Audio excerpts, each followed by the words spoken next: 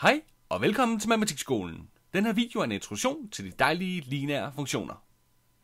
Og hvad er funktioner for noget? Jo, funktioner er det samme som sammenhængen. Og lineære funktioner er sjovt nok, ganske rigtig gættet, lige med lineære sammenhænge. Men lad mig komme med et eksempel. Hvis du har en sød lille kattekilling, skal den selvfølgelig have noget mad. Og hvis du har 2 søde små kattekillinger, skal de selvfølgelig have dobbelt så meget mad.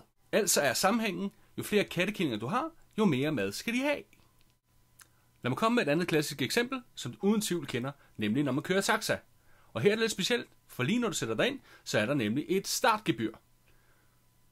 Men herefter er der også en lineær sammenhæng, nemlig at jo længere du kører, jo mere skal du betale.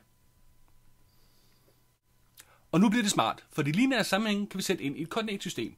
I det her tilfælde er y-aksen kroner, og x-aksen er antal kilometer. Og så kan vi igen tage en tur i vores dejlige taxa. Og der kan vi se noget interessant, for når vi kører i vores taxa, kan vi se, at der bliver skabt en lige linje i vores koordinatsystem. Og det er derfor, det hedder lineære funktioner.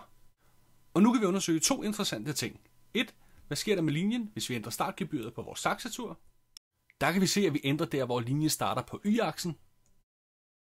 Og 2. Hvad sker der med vores linje, når vi ændrer prisen per kilometer? Der kan vi se, at vi ændrer linjens hældning. Rent matematisk kan en ret linje i et koordinatsystem beskrives på følgende måde. Y er lige med ax plus b, hvor a er hældningstallet, altså prisen per kilometer, og b er skæringspunktet på y-aksen, altså vores startgebyr.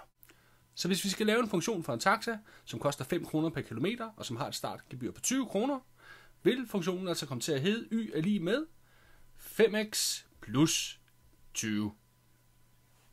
Lad os prøve at se på nogle flere eksempler i et koordinatsystem.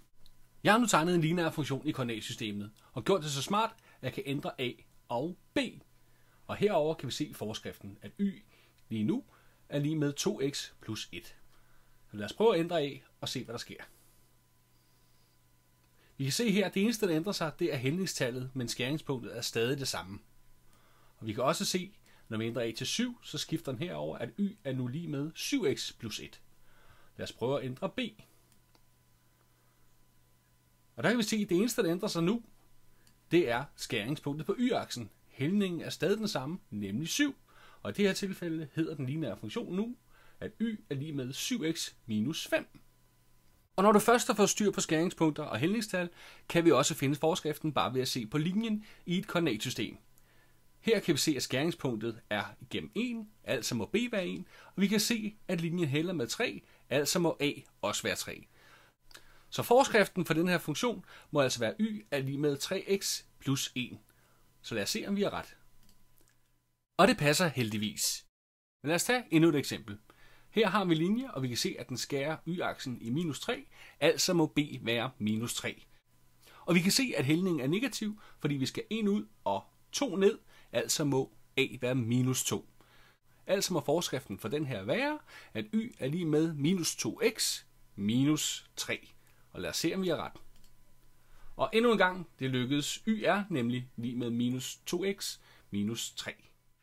Så hvad har vi lært om lineære funktioner? Lineære funktioner handler om lineære sammenhænge, hvilket betyder, at en lineær funktion er en lige linje i et koordinatsystem. Og sidst men ikke mindst, en lineær funktion har forskriften y er lige med ax plus b, hvor a det er hældningstallet, også kaldet hældningskoefficient, og b er skæringspunkt på y-aksen. Det var alt for denne gang. Husk, at der er flere videoer på matematikskolen.dk. Vi ses!